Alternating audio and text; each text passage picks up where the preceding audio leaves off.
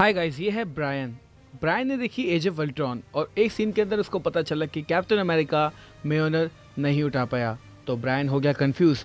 तो इस वीडियो में चलिए एक्सप्लेन करते हैं कि कैप्टन अमेरिका म्योलनर को क्यों उठाने के लिए अनवर्दी है। Let's begin.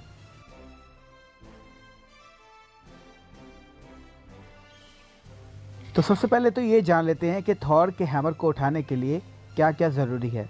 According to a very popular theory जो कि कॉमिक से ली गई है, अगर आपके दिल में कोई खोट नहीं है और अगर आपने अपने दोस्तों और रिश्तेदारों को नुकसान नहीं पहुंचाया है तो आप थॉर के हैमर को उठा सकते हैं। जैसे कि हमने थॉर 1 मूवी के अंदर देखा था, थॉर बहुत ही नया राजा था, तो उसको कुछ भी नहीं पता था किस तरह से राज करना है और किस तरह से लोगों की मदद करनी है। तो उस मूवी के अंदर हम ये देखते हैं कि कहीं ना कहीं ओडिन थॉर को डिक्लेयर कर देता है कि तुम एक अनवर्दी सन हो, बिकॉज तुम्हें ये नहीं पता कि ह्यूमन वैल्यू क्या है। तुम कहाँ भी जाते हो, किसी को मारते हो, पीटते हो, तुम कॉन्सिक्वेंस के बारे में नहीं सोचते।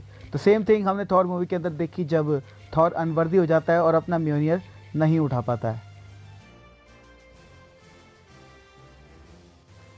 तो बात करते हैं कैप्टन अमेरिका की। कैप्टन अमेरिका के बारे में एक बात जो कि मुझे बिल्कुल भी पसंद नहीं है, वो ये है कि कैप्टन अमेरिका को ऐसा लगता है कि सारी की सारी चीज़ें उसको पता है और हर चीज़ का आंसर सिर्फ और सिर्फ लड़ाई है। हालांकि मैं ये नहीं कहूँगा कैप्टन अमेरिका इस चीज़ में गलत है, क्योंकि कैप्टन अमेरिका भी एक सोल्जर है और सोल्जर को जो ट्रेनिंग दी जाती है वो सिर्फ और सिर्फ लड़ाई की ही दी जाती है। तो कैप्टन अमेरिका अपनी जगह पर टोटली सही है। जैसे कि हम जानते हैं कि मूवी एज ऑफ अल्ट्रॉन के अंदर जब विजन जो है वो म्योलनर को उठा लेता है, तो वो मूवमेंट एक एवेंजर मूवी के लिए बहुत ही बड़ा मूवमेंट था। आखिरकार ऐसा हुआ कैसे, चलिए एक बार डिटेल में जान लेते हैं।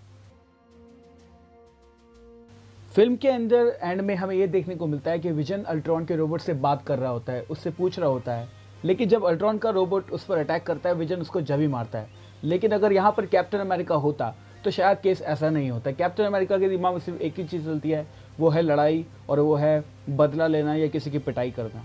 अगर कैप्टन अमेरिका इस जगह पे होता तो डेफिनेटली अंजाम होता वो स्ट्रकर का होता, यानी जिस तरह से स्ट्रकर को मारा गया था कैप्टन अमेरिका द्वारा। स्ट्रकर बेचारा चुपचाप एक्सप्लेन कर रहा होता है, लेकिन कैप्टन अमेरिका उसको दर पे चाड़ता है। तो सिंपल सी बात यही है कि कैप्टन अमेरिका इस चीज़ के बारे में फ़र्क नहीं समझता कि कौन जीना चाहिए और कौन मरना चाहिए। अगर उसकी नज़रों में आपने बुरा किया है तो आप बुरे हो और आपको मरना डिजर्व करता है, ऐसा कैप्टन अमेरिका सोचता है। कैप्टन अमेरिका वही इंसान है जो कि पूरी की पूरी टीम से लड़ गया था सिर्फ और सिर्फ एक जने के लिए, और वो जना भी विंटर सोल्जर था जिसने टोनी स्टार्क की माँ को और उसके बाप को मारा था। यानी कि कैप्टन अमेरिका के दिल में एक खोट था, इसलिए कैप्टन अमेरिका थ्योरी के हिसाब से म्योलनर को नहीं उठा पाया, क्योंकि वो वर्दी ही नहीं था, क्योंकि उसके दिल में खोट था और वो कहीं ना कहीं ह्यूमन वैल्यू और उसकी वैल्यूज़ को नहीं समझता था।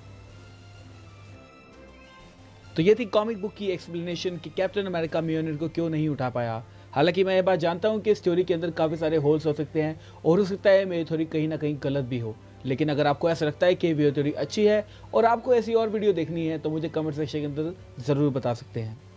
तो मैं फ्यूचर में भी ऐसी वीडियो लाता रहूँगा जिसमें कहीं ना कहीं छोटी मोटी थ्योरीज का एक्सप्लेनेशन आपको और ब्रांड को मिलता रहेगा।